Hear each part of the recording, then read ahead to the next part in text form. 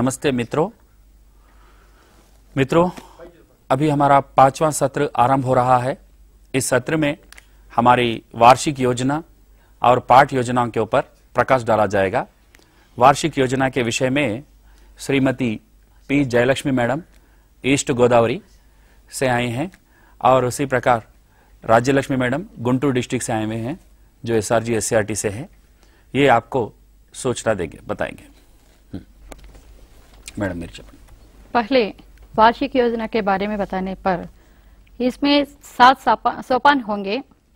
पहला क्या है कि कक्षा, दूसरा सोपान है विषय, तीसरा सोपान आवश्यक कालांशों की संख्या, चौथा सोपान वार्षिक योजना के एक वर्ष की समाप्ति के बाद शैक्षिक मापदंडों का अर्जित किए जाने वाले शैक्षिक मापदंड, ये चौथा कालांश है। और 5वां सोपान यह है कि वार्षिक योजना, 6वां सोपान है अध्यापक प्रतिक्रियाएं, 7वां सोपान है प्रधानाध्यापक के सुझाव व निर्देश। अब हम चले जाएंगे एक एक का विवरण के बारे में, एक एक विवरण देते हुए। पहला सोपान कक्षा। हम जिस कक्षा की योजना तैयार कर रहे हैं वहां उस कक्षा लिख लेते हैं, माने 6वीं, 7वीं, 8वीं जैसे। दूसरा सोपान है विषय। वहां हम जिस विषय के बारे में सोपान तैयार कर रहे हैं वहां उस विषय को लिख लेते हैं, जैसे हिंदी, तेलुगु, माने सब्जेक्ट। आवश्यक कालांशों की संख्या। यहाँ पाठ्य पुस्तक में दिए गए सभी पाठों को वहां हमें पढ़ाने के लिए आवश्यक कालांशों को वहां निर्धारित करना पड़ता है और साथ साथ हमें वर्ष में कितने कालांशों को हिंदी विषय में पढ़ाने के लिए निर्धारित किए हैं, ये दोनों वहां रखा गया है। शैक्षिक वर्ष में कुल कालांशों की संख्या जैसे 120 रखा गया है। शिक्षण के लिए हमें इसमें से उपयोग करते हैं 110। और वर्ष की समाप्ति पर अर्जित किए जाने वाले शैक्षिक मापदंड इस प्रकार है। एक शैक्षिक वर्ष की समाप्ति के बाद छात्र अपनी कक्षा के स्तर के अनुसार किन किन शैक्षिक मापदंडों को अर्जित करना चाहिए, इसके बारे में हमें वहां लिखना पड़ता है। और यहाँ ये शैक्षिक मापदंड लिखते वक्त हमें पाठ्य पुस्तक को ध्यान में रखना होगा। और 10वीं कक्षा के पाठ्य पुस्तक में शैक्षिक मापदंड इस प्रकार दिए गए हैं। इसकी जानकारी के लिए हमें रोमन नंबर 10 को देखने पर पता चलेगा कि इसमें कौन कौन से मापदंड हैं। इसमें पहला अर्धग्राह्यता प्रतिक्रिया है, दूसरा अभिव्यक्ति सृजनात्मकता, तीसरा भाषा की बात। अब वार्षिक योजना।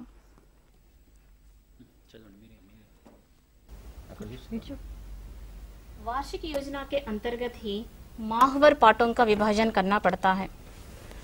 इस प्रकार हम माहवार पाठों का विभाजन करने से कक्षा में अध्यापन कार्य आसान बन जाता है। ऑलरेडी हमें पाठ्य पुस्तक में एक इकाई के अंतर्गत एक माह में क्या क्या पाठ पढ़ाने की इंडेक्स दी गई है, उन पाठों को हम एक प्रणाली के अनुसार विभाजन करके तैयार करना ही वार्षिक योजना होता है। इस प्रकार हम वार्षिक योजना में कुछ सोपानों को लेकर एक तालिका तैयार करते हैं। वे सोपान हैं इकाई, मास, पढ़ाने वाले पाठ का नाम, आवश्यक कालांशों की संख्या, आवश्यक संसाधन, आयोजित किए जाने वाले कार्यक्रम। पहले मास जून माह में, पहली इकाई के अंतर्गत जून माह में बरसते बादल पाठ है। इसके लिए हम 8 या 10 कालांश ले सकते हैं और इसके लिए आवश्यक सामग्री, बरसते बादल वर्षा से संबंधित है, इसके लिए हम वर्षा से संबंधित कुछ चित्र ले सकते हैं, प्रकृति सौंदर्य से संबंधित चित्र ले सकते हैं। और आयोजित किए जाने वाले कार्यक्रम के अंतर्गत एक कविता पाठ है, इसलिए हम इसे हाव भाव के साथ कक्षा में प्रदर्शन कर सकते हैं और वर्षा से संबंधित कुछ अन्य कविता या गीत भी संग्रहित कर सकते हैं। और जुलाई माह में दूसरा पाठ है ईदगाह, इसके लिए भी हम 8 या 10 कालांश ले सकते हैं। और यह त्योहार से संबंधित पाठ है, इसलिए हम त्योहार से संबंधित कुछ चित्र ले सकते हैं। और रमजान से संबंधित चित्र ले सकते हैं और मेला का संदर्भ भी आता है, इसलिए हम मेले से संबंधित चित्र भी कुछ संग्रहित कर सकते हैं। और आयोजित किए जाने वाले कार्यक्रम, यह नाटकी कहानी विधा पाठ है, इसे हम नाटकीकरण के रूप में बच्चों के सामने प्रस्तुत कर सकते हैं और एक मेला के रूप में छात्रों द्वारा अपनी पाठशाला में एक मेला का आयोजन भी कर सकते हैं। और तीसरा पाठ है हम भारतवासी, इसके लिए भी हम 8 या 10 कालांश ले सकते हैं। इसके लिए हम कुछ देशभक्तों के चित्र और महान व्यक्तियों के चित्र संग्रहित कर सकते हैं। और आयोजित किए जाने वाले कार्यक्रम, एक कविता पाठ है, इसे हम हाव भाव के साथ या दृश्य श्रवण सामग्री के साथ कक्षा में प्रदर्शित कर सकते हैं। और कुछ अन्य देशभक्त संबंधित कविता या गीत भी कक्षा में संग्रहित कर सकते हैं या प्रदर्शित कर सकते हैं। अच्छा, ये वार्षिक योजना के अंतर्गत ही वार्षिक योजना के सोपानों का विभाजन माहवारों में कैसे किया जाए, ये सोपान एक बार देख लेंगे। पहला सोपान जो है वो इकाई माना जाता है, दूसरा माह, तीसरा पाठ का नाम, चौथा आवश्यक कालांशों की संख्या, पांचवा सामग्री और अंत में आयोजित किए जाने वाले कार्यक्रम। इसके बाद छठवां सोपान है वार्षिक योजना के अंतर्गत आए जाने वाले छठवां सोपान अध्यापक प्रतिक्रियाएं, माने टीचर्स रिफ्लेक्शन। एक वर्ष शैक्षिक वर्ष की समाप्ति होने के बाद अध्यापक शैक्षिक मापदंडों की प्राप्ति के लिए किन किन क्रियाकलापों का आयोजन किए थे और छात्रों की भागीदारी किस हद तक है और किन शैक्षिक मापदंडों में छात्रों ने प्रगति की है, किन शैक्षिक मापदंडों में पिछड़े हुए हैं, सृजनात्मक कार्य, प्रशंसा कार्य, परियोजना कार्य किस तरह किए हैं, शैक्षिक मापदंडों की प्राप्ति के लिए अध्यापक को और क्या क्या करना पड़ता है आदि के बारे में अध्यापक को अपनी प्रतिक्रियाएं हर महीने में लिखने चाहिए। और हर वर्ष सोपान 1 से 5 तक किसी भी परिवर्तन नहीं होंगे, माने कक्षा, विषय, आवश्यक कालांशों की संख्या और वर्ष की समाप्ति तक अर्जित किए जाने वाले कार्यक्रम। इन साथ साथ वार्षिक योजना के अंतर्गत माहवार योजना में भी ये कोई परिवर्तन हम दिखाई नहीं देते हैं, लेकिन छठवां जो है ये अध्यापक प्रतिक्रियाएं हैं, इसमें जरूर हम ये परिवर्तन देख सकते हैं। इसके लिए हम यहाँ कुछ पृष्ठों को छोड़ देने चाहिए, क्योंकि अगले वर्ष इसमें प्रतिक्रियाएं बदल जाते हैं, इनको लिखने की सुविधा हमें होगी। हो गया सर। मित्रों, वार्षिक योजना के बारे में आपने अभी कुछ जानकारी प्राप्त की है। मुख्यतः जो अध्यापक प्रतिक्रियाएं जो थी वो हर वर्ष बदलते रहती हैं, बाकी का शेष सभी उसी तरह चलता रहता है। इसलिए पिछले जो वार्षिक योजना थी उसमें ये सरल बना दी गई है, आपको हर वर्ष बार बार लिखते रहने की आवश्यकता नहीं होती। यदि इसका मॉडल, इससे संबंधित जो भी है, जो इलेक्ट्रिसिटी प्रॉब्लम की वजह से कोई नहीं देख सके तो करे, तो मेल पर संपर्क करें, इससे संबंधित सीडी वगैरह जो भी मैटर है भेज दिया जाएगा आपको। अब है पाठ योजना, गद्य पाठ योजना, पद्य पाठ योजना, lesson plan for first language teachers and second language. दोनों फर्स्ट लैंग्वेज और सेकंड लैंग्वेज दो टीचर्स के लिए भी उपयुक्त है। श्रीमती जी किरण मैडम ये प्रस्तुत करेंगे SRG SCRT से। नमस्ते सभी हिंदी अध्यापकों को मेरा नमस्कार। अभी तक आपने वार्षिक योजना कैसे तैयार की जाए इसके बारे में जानकारी प्राप्त की है। अब हम मुख्य मुद्दे पर आते हैं और सीधे चलते हैं पाठ योजना की ओर। जैसे कि आप सभी जानते हैं कि योजनाएं बनाना अत्यंत आवश्यक है और योजनाबद्ध किया गया कार्य हमेशा सफल होता है। तो एक शिक्षक होने के नाते हमें भी अपनी पाठ योजना तैयार करनी अत्यंत आवश्यक है। तो नई पाठ्य पुस्तकें आ चुकी है, नया पाठ्यक्रम बन चुका है, नया शिक्षण चालू हो गया है, तो जाहिर सी बात है कि पाठ योजना भी नई होगी। तो चलिए इस नई पाठ योजना का प्रारूप क्या होगा ये हम देखेंगे। इसमें किसी को परेशान होने की बात ये नहीं है कि प्रथम भाषा हिंदी का या द्वितीय भाषा हिंदी की पाठ योजना का प्रारूप कैसा होगा। दोनों की पाठ योजना का प्रारूप एक ही होगा, बशर्ते हमने यहाँ पर नाम लिया है द्वितीय भाषा हिंदी के पाठ का, लेकिन प्रारूप तो दोनों का एक ही होगा, क्योंकि दोनों की पुस्तकों में शैक्षिक मापदंड भी वही दिए गए हैं। इसीलिए दोनों की पाठ योजना एक जैसी ही होगी, केवल सोपानों पर आपको ध्यान देना होगा।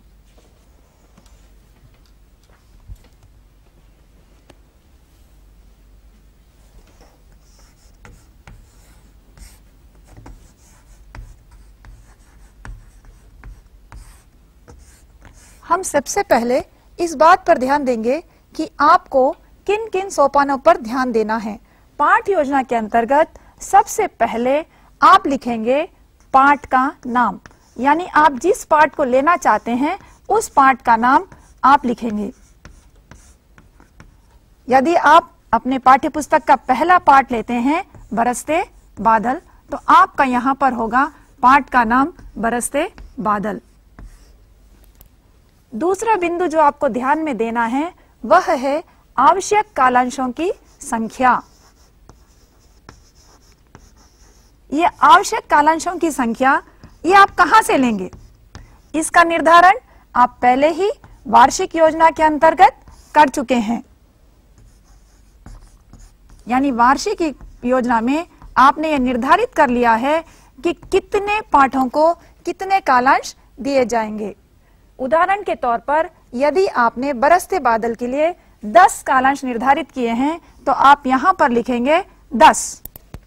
ये दो बिंदु हो गए। तीसरा जो महत्वपूर्ण बिंदु है वह है पाठ के द्वारा अर्जित की जाने वाली अपेक्षित दक्षताएं। आपका तीसरा महत्वपूर्ण बिंदु होगा पाठ के द्वारा अर्जित की जाने वाली अपेक्षित दक्षताएं।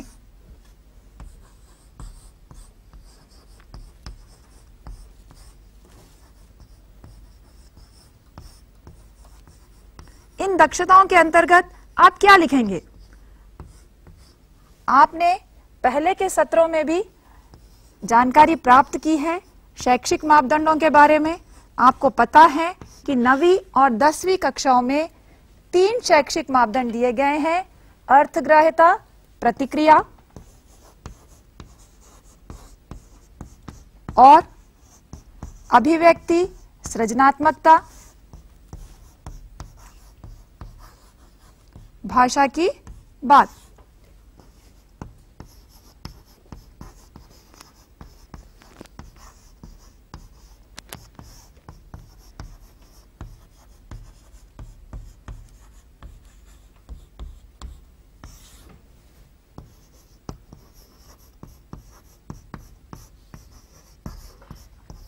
देखिए, आपका ये जो तीसरा सोपान है ये बहुत महत्वपूर्ण बन जाता है, क्योंकि यहाँ पर आपको जिस पाठ की भी आप पाठ योजना लिखने जा रहे हो उसके बारे में आपको उस पाठ से बालक किन अपेक्षित दक्षताओं को अर्जित करता है उसके बारे में आपको वहां पर लिखना होगा।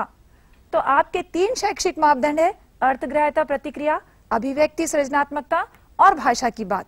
जब आप सबसे पहले चलते हैं अर्थग्राह्यता और प्रतिक्रिया, आपने वार्षिक पाठ योजना में देखा है कि आप जब लिखेंगे कि वर्ष के अंत में बच्चा किन किन दक्षताओं को प्राप्त करेगा, यहां पर आपको लिखना है कि इस पाठ के द्वारा वह किन किन दक्षताओं को प्राप्त करेगा। तो हमारा पाठ है बरसते बादल। जब आप बरसते बादल पाठ है प्रकृति से संबंधित, तो जब प्रकृति से संबंधित पाठ है तो अर्थग्राह्यता प्रतिक्रिया में जैसे कि आपको पता है कि 2 शैक्षिक मापदंडों का समावेश है: सुनना, बोलना और पढ़ना, लिखना।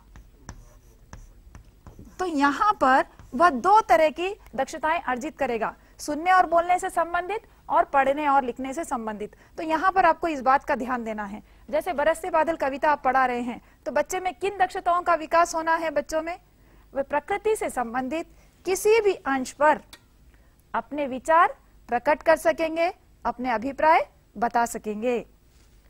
पढ़ना लिखना के अंतर्गत वह ऐसी ही किसी और कविता को पढ़कर या किसी अपठित पद्य को पढ़कर समझ सकेंगे, समझकर अपने विचार बता सकेंगे और ऐसे ही प्रश्नों के उत्तर लिख सकेंगे। अभिव्यक्ति सृजनात्मकता में 3 तरह के शैक्षिक मापदंडों का समावेश है, जिसमें है स्वरचना, सृजनात्मक अभिव्यक्ति और प्रशंसा। तो आप इसके अंतर्गत 3 शैक्षिक मापदंडों से संबंधित अपेक्षित दक्षताओं का वहां पर उल्लेख करेंगे। उदाहरण के तौर पर आप लिखेंगे कि इस कविता को पढ़ने के पश्चात बच्चे बरसते बादल कविता का सारांश अपने शब्दों में लिख सकते हैं, जो स्वर रचना के अंतर्गत आएगा। सृजनात्मक अभिव्यक्ति के अंतर्गत आप लिख सकेंगे कि बच्चे ऐसे ही किसी कविता का सृजन कर सकेंगे या प्रकृति के किसी भी तत्वों से संबंधित कविता का सृजन कर सकेंगे। जब प्रशंसा की बात आती है तो आप कर सकेंगे, यहाँ पर लिख सकेंगे कि बच्चे किसी कविता की प्रशंसा कर सकेंगे, प्रकृति की प्रशंसा कर सकेंगे या प्रकृति के किसी भी तत्व की प्रशंसा अपने शब्दों में कर सकेंगे। कवि की प्रशंसा कर सकेंगे, कवि के साहित्य की प्रशंसा कर सकेंगे, कवि की शैली की प्रशंसा कर सकेंगे। भाषा की बात के अंतर्गत यहाँ पर 2 शैक्षिक मापदंड है, शब्द भंडार और व्याकरणांश। तो आपको जब इन अपेक्षित दक्षताओं के बारे में लिखना है तो आप इन शैक्षिक मापदंडों के आधार पर यहाँ पर लिखते चले जाएंगे। तो यहाँ आपके 3 बिंदु कवर हो गए हैं। पाठ का नाम, आवश्यक कालांशों की संख्या, पाठ के द्वारा अर्जित की जाने वाली अपेक्षित दक्षताएं। आपका चौथा बिंदु होगा कालांशवार योजना। कालांशवार योजना, आपने 10 भागों में अपने पाठ को 10 कालांशों में विभाजित किया है, तो आपको 10 तालिकाएं वहां पर बनानी पड़ेगी 10 दिनों के लिए। अब तक आप जो पुरानी पाठ योजनाएं बनाते थे उसमें आपकी केवल एक तालिका बनाने से आपकी एक पाठ योजना तैयार हो जाती थी, किंतु आपको अब ऐसा नहीं है। आपको 10 कालांशों के लिए 10 तालिकाएं आपको यहाँ पर बनानी हैं। तालिकाओं में भी आपका स्तंभ विभाजन होगा। देखिए, आप इस प्रकार कर लीजिए। मेरी आशा है कि आप सभी के हाथों में पुस्तिका होगी और कलम होगी और आप इसको नोट कर रहे होंगे।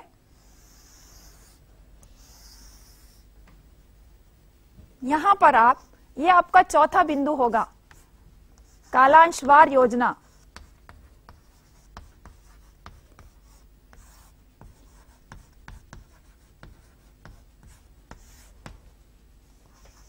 फर्स्ट आप लिखेंगे कालांश संख्या। ये प्रथम भाषा और द्वितीय भाषा दोनों शिक्षकों के लिए यही योजना होगी। दूसरा है पाठ्यांश। तीसरा शिक्षण व्यू।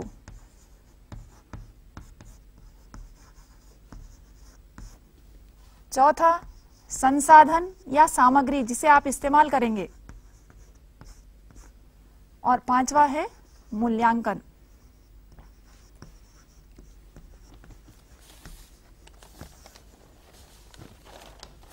जो तालिका आप बनाएंगे, तालिका में भी, तालिका के भी 5 भाग होंगे।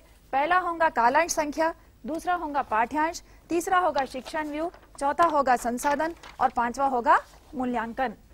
सबसे पहले दिन, जब आप पहले दिन बरसते बादल पाठ पढ़ाने जाएंगे तो आपकी कालांश संख्या होगी 1। इसमें पाठ्यांश होगा उन्मुखीकरण प्रसंग पर बातचीत।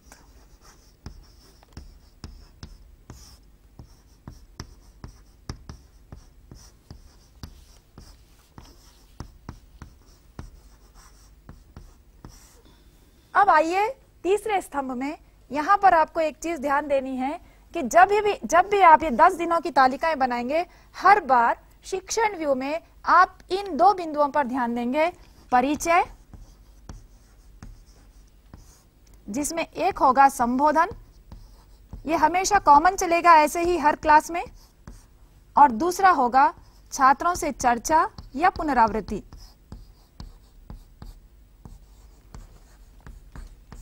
दूसरा आपका बिंदु होगा पाठ पठन। पहले दिन आप, उदाहरण के तौर पर देखिए,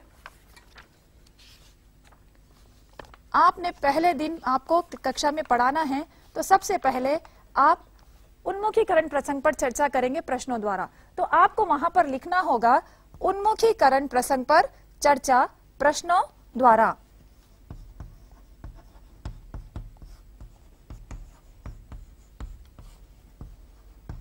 इसके पश्चात आप शीर्षक की घोषणा करेंगे और शीर्षक श्यामपट्ट पर लिखेंगे। आप जो भी क्रिया वहां पर करवा रहे हैं उसका उल्लेख आप अपनी पाठ योजना में करेंगे। तत्पश्चात आप उद्देश्य की ओर जाएंगे, आप विधा विशेष बताएंगे और कवि परिचय देंगे। इन सब का उल्लेख आप अपनी पाठ योजना में करेंगे। यदि आप विधा विशेष, कवि परिचय और उद्देश्य छात्रों द्वारा पढ़वाते हैं तो आप उसको वहां पर ब्रैकेट में लिखेंगे कि विधा उद्देश्य, विधा विशेष और कवि परिचय छात्रों द्वारा पढ़वाया जाएगा। उसके पश्चात आप आएंगे संसाधन में। यहाँ पर आप जो भी पाठ्य पुस्तक है या जो चित्र है या अन्य कोई सामग्री है जिसका भी आप इस्तेमाल करेंगे या चार्ट है, आप यहाँ पर उसका उल्लेख करेंगे। मूल्यांकन में पहले दिन, मूल्यांकन यहाँ पर ये नहीं है कि आप केवल पुस्तक के अभ्यास मूल्यांकन में दे। मूल्यांकन का उद्देश्य यहाँ पर है कि आज मैं यहाँ पर आपको पाठ पढ़ा रही हूँ, इस सत्र की मैं आपकी परीक्षा लेना चाहती हूँ कि आपने क्या सीखा है, तो उसके बारे में आप एक छोटा सा गृह कार्य बच्चों को देंगे मूल्यांकन के तौर पर। जैसे आपने पहले दिन उन्मुखीकरण प्रसंग पर बच्चों से बातचीत की है, उन्मुखीकरण प्रसंग पर बातचीत करने के पश्चात आप उस प्रसंग से संबंधित कोई छोटा सा गृह कार्य शब्द, वाक्य या प्रश्न के तौर पर आप पूछ सकते हैं बच्चों को। 9वीं और 10वीं कक्षा के बच्चे हैं, इसीलिए आप उनको प्रश्न भी पूछ सकते हैं, प्रश्न के उत्तर लिखने के लिए भी वहां पर कह सकते हैं। लेकिन ऐसा नहीं होना चाहिए कि गृह कार्य बहुत बोझिल बन जाए। वहां पर अगर प्रश्न दिया जाए तो एक प्रश्न दिया जाए, शब्द दिए जाए तो 4 या 5 शब्द दिए जाए, उससे अधिक ना हो, क्योंकि आपको हर कालांश के लिए कुछ ना कुछ छोटा सा मूल्यांकन वहां पर देना है। तो यह हुई हमारी पहली कालांश की योजना। ऐसे ही आप हर कालांश की योजना बनाते जाएंगे। जब आप दूसरा कालांश आएगा आपका, तो दूसरे कालांश में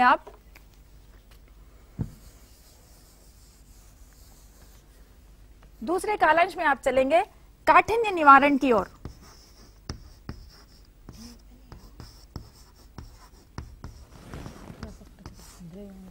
आपका परिचय ऐसे ही रहेगा, संबोधन यही रहेगा। यहाँ पर छात्रों से चर्चा होगी, लेकिन चर्चा पुनरावृत्ति के तौर पर होगी। यानी पहले दिन आपने जो उन्मुखीकरण प्रसंग पढ़ाया है, उन्मुखीकरण प्रसंग से संबंधित, उद्देश्य से संबंधित, विधा विषय से संबंधित और कवि परिचय से संबंधित प्रश्न आप यहाँ पर बच्चों से पूछेंगे और उसकी पुनरावृत्ति करेंगे।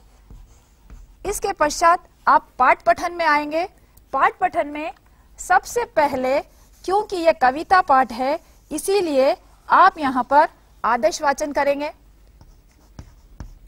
यानी अध्यापक द्वारा वाचन होगा। आप इन बिंदुओं का उल्लेख अपनी पाठ योजना में अवश्य करेंगे। उसके बाद व्यक्तिगत वाचन करवाएंगे।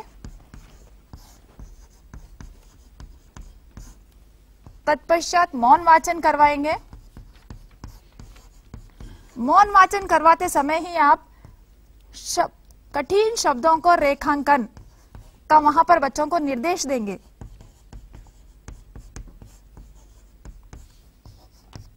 जैसे बरसते बादल में आपको बहुत सारे कठिन शब्द मिल जाएंगे, आपको वहां पर उनका उल्लेख भी करना होगा कि किन किन शब्दों में बच्चों को कठिनाई का अनुभव हुआ है, उन शब्दों को बच्चों ने रेखांकित किया है, तो उन शब्दों का उल्लेख भी आप वहां पर करेंगे। जैसे यहाँ पर बहुत सारे शब्द है, आर्ध, क्रंदन, गण, ऐसे शब्दों का आप वहां पर उल्लेख कर सकते हैं। शब्दकोश का प्रयोग, ये बहुत एक महत्वपूर्ण बात है, क्योंकि नई पाठ योजना में इसको स्थान दिया गया है, तो इसीलिए हर बालक को शब्दकोश के प्रयोग के लिए आपको प्रेरित करना है और आपको इसका उल्लेख अपनी पाठ योजना में भी करना है। इसके पश्चात ऐसे ही ये कंटिन्यू होगा। सामूहिक चर्चा करवाएंगे आप, यानी बच्चों को शब्दों के अर्थ के लिए समूह में चर्चा करने के लिए प्रेरित करेंगे। उसके पश्चात अध्यापक स्वयं उपसंहार देंगे, यानी वाक्य प्रयोग प्रणाली के द्वारा शब्दों के अर्थ बच्चों को बताए जाएंगे अध्यापक के द्वारा। यहाँ पर इन बिंदुओं का आपको पालन करना है। दूसरे कालांश में जब हम पुस्तक की ओर देखते हैं तो देखिए यहाँ पर आपको छात्रों के लिए सूचनाएं दी गई है नीचे, और इसका आयोजन है, दूसरा कालांश जो है छात्रों के लिए सूचनाएं जो दी गई है, इसका आयोजन आप कक्षा कक्ष में करेंगे। यानी कठिन शब्दों का रेखांकन होगा, शब्दकोश का प्रयोग होगा, शब्दकोश के प्रयोग के साथ साथ सामूहिक चर्चा होगी, सामूहिक चर्चा के साथ साथ कठिन शब्दों के अर्थ अध्यापिका द्वारा बताए जाएंगे। तो यह हुई आपकी 2 कालांशों की पाठ योजना। इसके पश्चात हम चलते हैं तीसरे कालांश पर। तीसरे कालांश में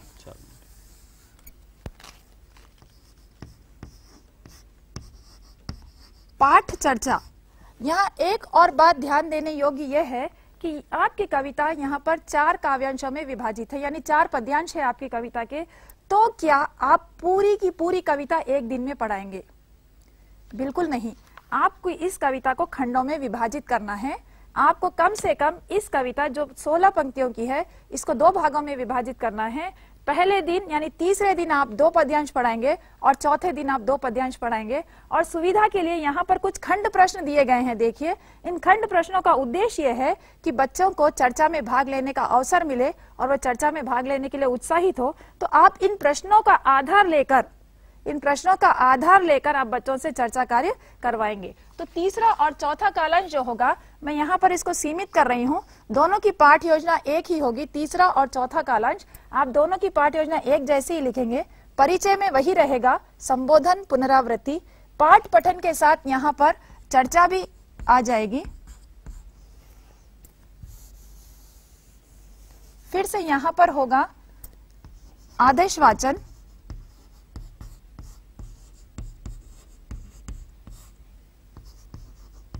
व्यक्तिगत वाचन,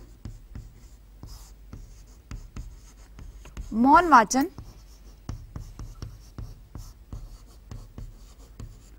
और चर्चा। चर्चा किसके द्वारा कराएंगे आप? प्रश्नों द्वारा। प्रश्न कैसे होने चाहिए आपके? विचारोत्तेजक, जो बच्चों के विचारों को बढ़ाने वाले प्रश्न हो। संसाधन, आप जिन संसाधनों का इस्तेमाल करेंगे वो वही होंगे। मूल्यांकन, जैसे मैंने आपको बताया है कि आप मूल्यांकन अपनी सुविधा के अनुसार दे सकते हैं। यहाँ पर तीसरे दिन तक आते आते आपके शैक्षिक मापदंडों के आधार पर जो अभ्यास कार्य दिए गए हैं, उसमें से आप प्रशंसा का अभ्यास निकालकर यहाँ पर बच्चों को दे सकते हैं। प्रशंसा से संबंधित अभ्यास प्रश्न, ताकि बच्चे अपने शब्दों में घर से लिख कर ले आए।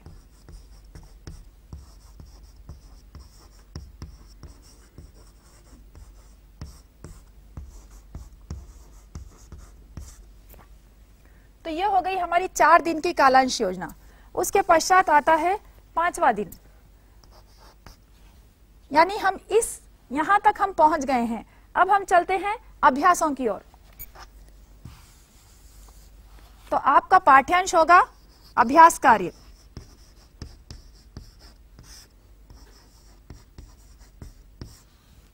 परिचय वही होगा, संबोधन वही होगी, पुनरावृत्ति वही होगी। यहाँ पर पाठ पठन का जो बिंदु है वह बदल जाएगा।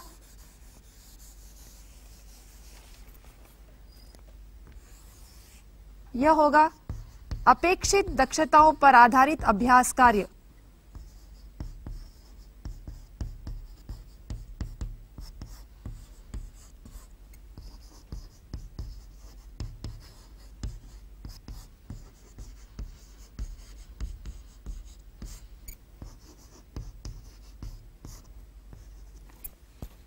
अब तक आपने पाठ के बारे में चर्चा की है, कैसे लिखना है, लेकिन अब आपको यह देखना है जब अभ्यास कार्यों की बारी आती है तो इनका आयोजन कैसे किया जाए। तो सबसे पहले हम लेंगे अभिव्यक्ति, अर्थग्राह्यता और प्रतिक्रिया का अभ्यास। तो आपको यहाँ पर लिखना होगा कि आप अर्थग्राह्यता और प्रतिक्रिया से संबंधित अभ्यास कार्य ले रहे हैं, जिसमें आप किसका आयोजन कर रहे हैं? पहले अ उपशीर्षक का आयोजन अगर आप कर रहे हैं तो उसका उल्लेख वहां पर आप करेंगे। इसका अर्थ यह है कि आप इसका आयोजन अब कैसे किया जाए। प्रश्न है, प्रश्न आप श्यामपट्ट पर लिखेंगे।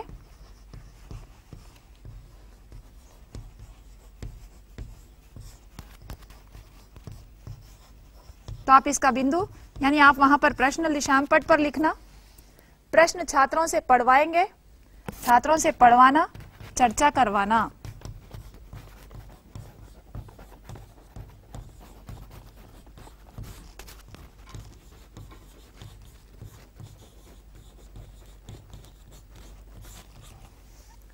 अर्थग्राह्यता प्रतिक्रिया के अंतर्गत जो अ उपशीर्षक के अभ्यास हैं, ये केवल चर्चा के हैं। इन प्रश्नों के उत्तर आपको लिखवाने बिल्कुल नहीं है। आप बच्चों को मौखिक अभिव्यक्ति के लिए ही प्रेरित करेंगे और उन्हें अपने विचार प्रकट करने का अवसर यहाँ पर देंगे। इसमें आप सामूहिक और व्यक्तिगत दोनों कार्य यहाँ पर आप करवा सकते हैं। जब आप संसाधन में आएंगे तो आप जिन संसाधनों का इस्तेमाल करेंगे वो आप वहां पर लिखेंगे।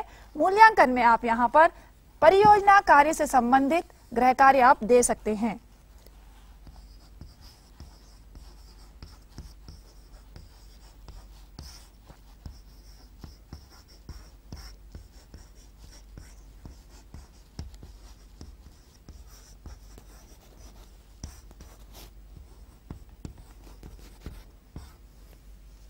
तो ये हुई आपकी 5 दिनों की कालांश योजना। अब हम चलते हैं छठी योजना पर, यानी आपको इसी तरह छठी योजना, छठे कालांश में आपको अभ्यास कार्य अर्थग्राह्यता प्रतिक्रिया के अंतर्गत आ उपशीर्षक लेना है, यानी पढ़ो के अभ्यास कार्य आपको करवाने हैं। इसमें भी आप वैसे ही करेंगे, परिचय लिखेंगे, संबोधन देंगे, पुनरावृत्ति के प्रश्न पूछेंगे, अपेक्षित दक्षताओं पर आधारित अभ्यास, यही शिक्षण बिंदु फॉलो करेंगे आप, और प्रश्न श्यामपट पर लिखेंगे, छात्रों से पढ़वाएंगे, यहाँ पर चर्चा करवाएंगे। चर्चा करवाने के पश्चात आप और एक बिंदु यहाँ पर ऐड करेंगे, इसमें व्यक्तिगत रूप से अपनी अपनी पुस्तिकाओं में लिखना। व्यक्तिगत रूप से हर छात्र अपनी अपनी अभ्यास पुस्तिकाओं में प्रश्नों के उत्तर लिखेंगे।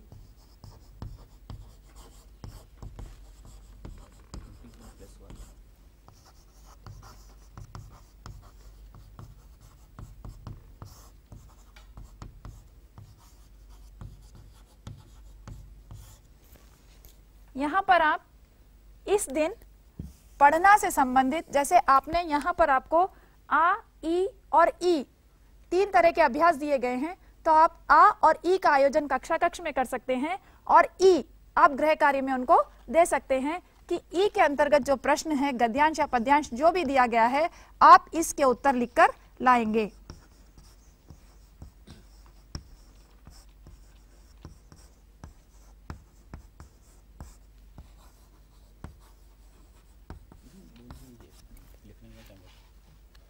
इसके पश्चात है 7, कालांश संख्या 7। कालांश संख्या 7 में आप अभिव्यक्ति सृजनात्मकता का प्रयोग करेंगे। यहाँ पर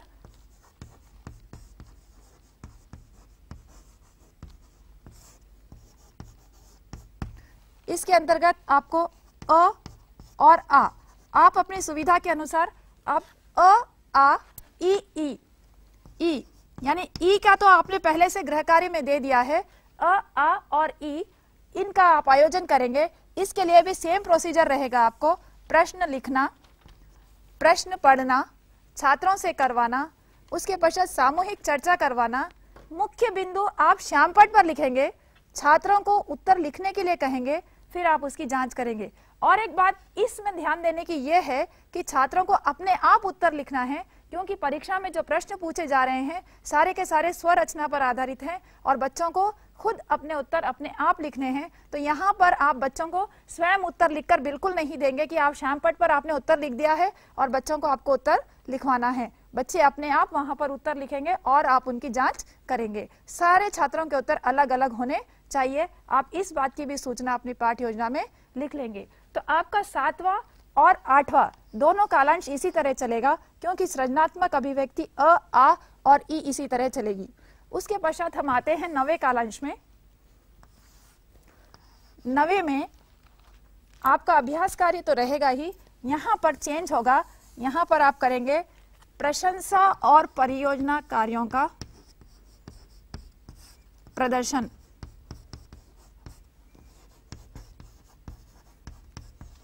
तो इसमें ज्यादा कुछ आपको लिखना नहीं है, केवल प्रशंसा और परियोजना कार्य का प्रदर्शन करवाएंगे। तो आपका शिक्षण बिंदु होगा, परिचय वैसे ही चलेगा, संबोधन होगा, पुनरावृत्ति होगी, यहां पर बदलेगा और यहां पर पाठ्य आपका शिक्षण बिंदु होगा प्रदर्शन कार्य। प्रशंसा प्रश्न का और परियोजना का।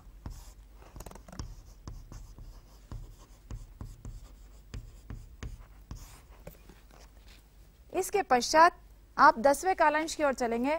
जो आखिरी हमारा शैक्षिक मापदंड है, इसको आप लेंगे भाषा की बात, और भाषा की बात का संचालन आप इसमें करेंगे।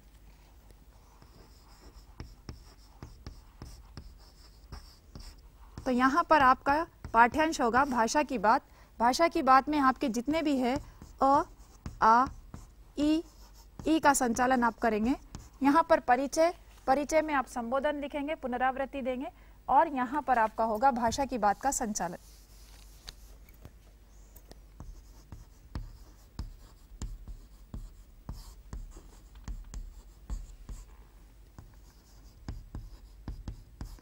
अब आप ये कैसे करेंगे, इसके लिए आपको क्या लिखना है?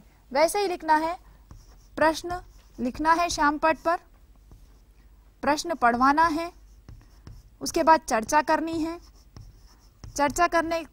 जब आप चर्चा करेंगे तो अधिक से अधिक उदाहरण लेने की कोशिश करेंगे बच्चों से।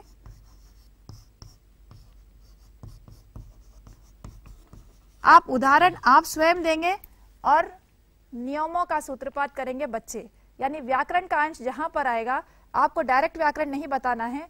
पिछली कक्षाओं में भी सर ने आपको बताया है कि व्याकरण की जो विधि है बहुत इजी बना दी गई है, बहुत आसान बना दी गई है। आपको वहां पर कई नियम बताने नहीं है, बिल्कुल आसान तरीके से आपको व्याकरण की ओर ले जाना है। तो वहां पर भी आप इसी तरह का उल्लेख करेंगे। अब भाषा की बात में कि बच्चे केवल आप प्रश्न पढ़ेंगे, प्रश्न श्यामपट्ट पर लिखेंगे और प्रश्नों पर चर्चा होगी। अधिक से अधिक उदाहरण बच्चे देते जाएंगे और अपने वाक्यों में प्रयोग करेंगे। यहाँ पर आप किसी भी तरह का एक छोटा सा मूल्यांकन भाषा की बात से संबंधित आप दे सकते हैं। तो ये हो गए आपके 4 बिंदु। अब अगला बिंदु है वो जो बहुत ही महत्वपूर्ण है, आपको इस पर बहुत ध्यान देना है। देखिए,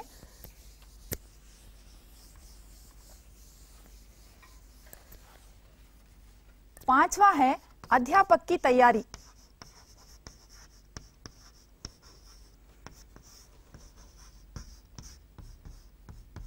या जिसे आप कहेंगे टीचिंग नोट्स भी आप इसे कह सकते हो। अध्यापक की तैयारी के अंतर्गत आप क्या लिखेंगे, यानी इस विशेष पाठ के लिए आपने क्या तैयारी की है। बरसते बादल पाठ है तो इसके लिए क्या आपने कोई वीडियो कैसेट निकाला है, यूट्यूब पे से कुछ डाउनलोड किया है, या अतिरिक्त संदर्भ ग्रंथ पढ़े हैं, या आपने कुछ पुस्तकें पढ़ी है, उसमें से आपने अतिरिक्त जानकारी इकट्ठी की है, तो आप उसका उल्लेख यहाँ पर करेंगे। आपने इस पाठ के लिए कितनी तैयारी की है, यानी टीचर्स प्रिपरेशन जो बहुत नेसेसरी है उसका आप यहाँ पर उल्लेख करेंगे अपनी डायरी में। एक और बात आपको बता दूं कि बहुत सारे अध्यापकों का ये असमंजस की स्थिति है, क्या टीचिंग नोट्स अलग से लिखे जाएं। तो टीचिंग नोट्स बिल्कुल अलग से लिखना नहीं है आपको। आपकी ये पाठ योजना ही एक तरह का टीचिंग नोट्स है। आप ये अध्यापक की तैयारी जो है अच्छे से लिख लीजिए, क्योंकि आप 10 दिन की जो कालांश योजना तैयार कर रहे हैं यही आपके टीचिंग नोट्स हैं। इसके पश्चात आप एक और सोपान का यहाँ पर पालन करेंगे, वह है अध्यापक की प्रतिक्रियाएं। यहाँ पर आपको अपनी प्रतिक्रियाएं लिखनी है कि इस पाठ के द्वारा आपने कितनी सफलता प्राप्त की है। आपने जो शैक्षिक मापदंड लिखे हैं, जो दक्षताएं लिखी है, उसको आपने कितना अर्जित किया है, इसके बारे में आप यहाँ पर अपनी प्रतिक्रियाएं लिखेंगे। यदि आपने इसमें बहुत अच्छी सफलता प्राप्त की है तो ठीक है। यदि आपको लगता है कि आपको कुछ और तैयारी की जरूरत है, या आपके छात्र किसी शैक्षिक मापदंड में पिछड़े हैं, तो आप उसके लिए और क्या करना चाहते हैं वह भी वहां पर लिखेंगे। तो यहाँ पर ये जो 2 चीजें हैं, इस पर एक ध्यान देने बात यह है कि आपको ये जो कालांश योजना है आप एक बार ही तैयार कर लीजिए। जब तक ये पुस्तक रहेगी आपको ये कालांश योजना आपकी हमेशा काम आती रहेगी। अध्यापक की तैयारी और अध्यापक की प्रतिक्रिया के लिए आप कुछ पन्ने खाली छोड़ दीजिए, ताकि आज आपने यदि बरसते बादल के लिए पाठ योजना तैयार की है, आपने आज की डेट डाली है 19 जून 2014, आप यहाँ पर दिनांक डालकर हस्ताक्षर करते हैं तो ये आपकी इस साल की पाठ योजना तैयार हो जाती है। फिर आपने पन्ने खाली छोड़े हैं, अगले साल के लिए आपको फिर से कालांश योजना लिखने की जरूरत नहीं है बिल्कुल भी, क्योंकि दक्षताएं वही रहेगी, कालांश योजना वही रहेगी। केवल आपका बदलेगा अध्यापक की तैयारी, क्योंकि आप अन्य संदर्भ ग्रंथों का प्रयोग कर सकते हैं, अन्य पुस्तकों का प्रयोग कर सकते हैं, यूट्यूब से कुछ अलग जानकारी आप डाउनलोड कर सकते हैं। तो आप उसकी तैयारी वहां पर अपनी तैयारी बदलेंगे और अपनी प्रतिक्रियाएं बदलेंगे, क्योंकि हर वर्ष आपके कक्षा के बालक, उनकी योग्यताएं, उनका विकास एक जैसा होना जरूरी नहीं है, वहां पर भी परिवर्तन आ सकता है, इसलिए आप वह भी वहां पर बदल कर लिखेंगे। तो ये जो पाठ योजना है आपको केवल 1 वर्ष के लिए नहीं, आने वाले कई वर्षों के लिए आपको काम में आएगी। तो यह था हमारी पाठ योजना का प्रारूप। शायद मैं आशा करती हूँ कि आपको समझ में आ गया होगा। प्रथम भाषा और द्वितीय भाषा के लिए यही प्रारूप होगा और आप इसी सोपानों का पाठ योजना लिखते समय पालन करेंगे।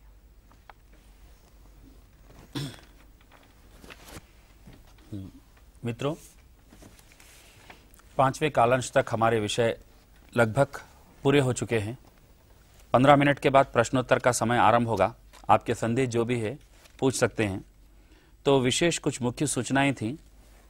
इसमें एक सबसे पहले नोट करने के लिए है, फर्स्ट लैंग्वेज के टीचर्स और सेकंड लैंग्वेज के टीचर्स इस कार्यक्रम को देख रहे हैं, तो पाठ्य पुस्तक को समझने के लिए सबसे पहले आमुख और छात्र के लिए सूचनाएं, अध्यापक के लिए सूचनाएं अपेक्षित दक्षताएं, इन्हें पढ़िए और इनमें जो मुख्य बिंदु है उन पर प्रकाश डालिए। लगभग पाठ्य पुस्तक की रूपरेखा क्या है, संरचना क्या है, समझ में आ जाएगी। और दूसरा है रिकॉर्ड्स। अभी जो सारांशात्मक और रचनात्मक मूल्यांकन जो है, इसके लिए आपको रिकॉर्ड्स बहुत ही अच्छे ढंग से बनाए रखने पड़ते हैं और समय समय पर उसमें अंक दर्ज करने पड़ते हैं। रचनात्मक के ग्रेडिंग देने की तो आवश्यकता नहीं है, लेकिन उनके अंक तो रिकॉर्ड्स में दर्ज करने की आवश्यकता है। और छात्रों के द्वारा आप लिखे गए नोटबुक्स, जो शैक्षिक मापदंडों के ऊपर आप मुख्यांश शामपट पर लिखकर उसमें लिखवाए, तो नोटबुक्स भी बहुत ही संभाल के रखने पड़ते हैं। और छात्रों को इन सारे विषयों की जानकारी के लिए, उनके विकास के लिए पुस्तकालय से जोड़ें, विविध प्रकार की पुस्तकों से जोड़ें, साहित्य से जोड़ें और समाचार पत्रों से जोड़ें, इंटरनेट से जोड़ें उन्हें। तो इस प्रकार बाहरी भाषा संबंधी, साहित्य संबंधी सामग्री से जोड़ें, जैसे कोई टीवी चैनल पर आने वाले और समाचार देखने के लिए कहें उन्हें, कार्यक्रम देखने के लिए कहें, और भी कुछ चित्रकथा के रूप में बताकर उसका उल्लेख करने के लिए कहें। और समय अनुसार, जो निर्धारित समय है उसके अनुसार रचनात्मक मूल्यांकन के अंक दर्ज करने का पूरा प्रयास करें। और कक्षा में पढ़ाते समय पूर्ण रूप से हिंदी का वातावरण बनाए रखें, क्योंकि मैं पिछले प्रशिक्षण कार्यक्रमों में भी बता चुका हूं कि हिंदी भाषा का विकास हिंदी का वातावरण बनाने से ही सरलता से हो सकता है। इसलिए संभवतः 100% हिंदी भाषा का ही वातावरण बनाए रखें। और देखिए सर, कई प्रकार के एक्टिविटीज होते हैं जो को कैरिकुलम एक्टिविटीज, पाठ्य सहगामी क्रियाएं कहते हैं। तो आज हमें इन कार्यक्रमों के आयोजन करने की अत्यंत आवश्यकता है। भाषा, वाद विवाद, निबंध और कई प्रकार की गीत, संगीत, कला, चित्र, तो ये समय समय पर, चाहे हम पिछले प्रधान 16 तारीख को जो हेडमास्टर्स का कॉन्फ्रेंस था उसमें हम बता चुके हैं कि ऐसे कार्यक्रम आयोजन करने में अध्यापकों को पूरा सहयोग देना चाहिए। तो इसलिए अब आपको प्रधान अध्यापक से पूरा सहयोग मिलेगा। आप एक कर्णधार बनके, अपनी पाठशाला के हिंदी के कर्णधार बनके अपने छात्रों की पूरी जिम्मेदारी संभालकर ये समय समय पर ऐसे कार्यक्रमों का आयोजन करें।